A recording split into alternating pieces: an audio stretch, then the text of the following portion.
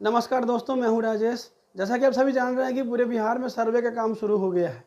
तो आम सभा होने से अब कहीं बचा नहीं है। पूरे बिहार में आम सभा हो गया है, जिसमें सरकारी अमीन आकर के लोगों को जानकारी दे दिए हैं कि सर्वे किस तरीके से होगा, क्या क्या दस्तावेज चाहिए, कौन कौन से फॉर्म हैं, आपको कैसे क्या पूरी प्रक्रिया जो है आम सभा करके बता दिया गया है। तो अब ऐसे में बहुत बड़ा सवाल कमेंट में आ रहा था, लोग पूछ रहे थे कि मैंने दस्तावेज़ तो इकट्ठा कर लिए हैं, मैंने रजिस्ट्री करा लिया है, मैंने ज़मीन खरीदा है और उसका दाखिल खारिज नहीं हुआ है, मतलब म्यूटेशन नहीं हुआ है। तो ऐसे में पहले जानना ज़रूरी है कि ये दाखिल खारिज होता क्या है।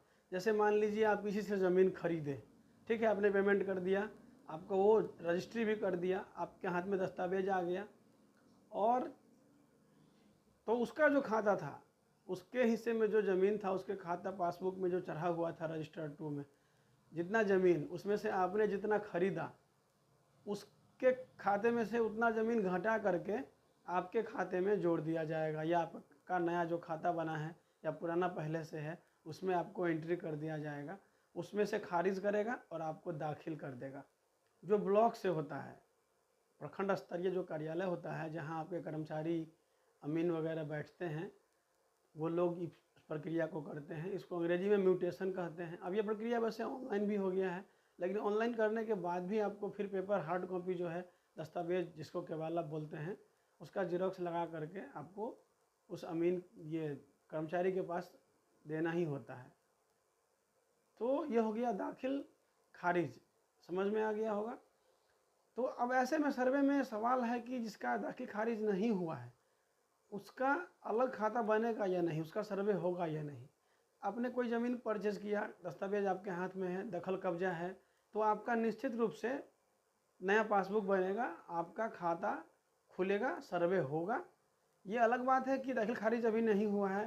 दाखिल खारिज का सीधा मतलब है कि जो लगान दे रहा था कोई दूसरा, उससे आपने खरीद लिया, अब लगान आप देंगे। लगान देने वाले का नाम सरकार के घर में बस बदल जाता है और इससे कुछ ज़्यादा फ़र्क नहीं पड़ने वाला है। तो जिन लोगों ने रजिस्ट्री करा लिया है तो उसका दस्तावेज आपके पास है, तो आपके नाम से पासबुक बनेगा, नया खाता खुलेगा, आपका खाता अलग बन जाएगा। इस बात से आपको निश्चिंत रहना है। आपने अभी देखा होगा कि रजिस्ट्री ऑफिस में काफ़ी भीड़ हो गया है। जैसे कि लोग किसी से ज़मीन खरीदे हैं, 5 साल 10 साल हो गया, पैसा दे दिए हैं, रजिस्ट्री नहीं कराए हैं। किसी के बाबूजी ही खरीदे हैं, वो मर गए हैं। कोई लिखने वाला क्या है कि पैसा ले लिया है, मुंबई दिल्ली रहता है, तो रजिस्ट्री नहीं कर पाया है, 2 साल बाद लिख देंगे, 1 साल बाद लिख देंगे। अब अचानक से बीच में सर्वे का जो है काम शुरू हो गया, तो ऐसे में लोग धाई धाई क्या कर रहे हैं, जल्दी से जल्दी निपटा रहे हैं।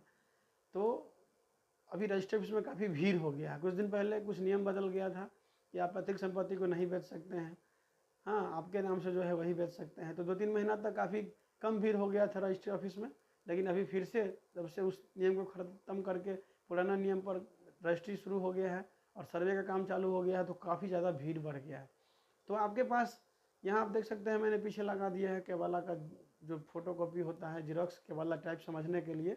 तो यही वो केवाला है। अगर आपने रजिस्ट्री खरीद लिया है, ज़मीन रजिस्ट्री करा लिया है, तो यही फॉर्म 2 के साथ भरकर लगा देने से आपके नाम से अलग खाता खुल जाएगा, सर्वे आपका हो जाएगा।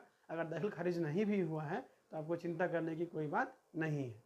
तो अगर आपको इस वीडियो में कुछ समझ में आया तो आप लाइक कर दीजिए और दूसरों तक पहुंचा दीजिए, एक बार शेयर कर दीजिए कि लोग भी समझ सके, और निश्चिंत होकर फॉर्म 2 भरकर सर्वे करवाइए। आपका ज़मीन आपका है और आपके दखल कब्जे में है, रजिस्ट्री हो गया है, तो आपका सर्वे हो जाएगा, अलग से खाता बन जाएगा। दाखिल खारिज नहीं भी हुआ है तो परेशान होने की कोई बात नहीं है। जय हिंद, जय भारत।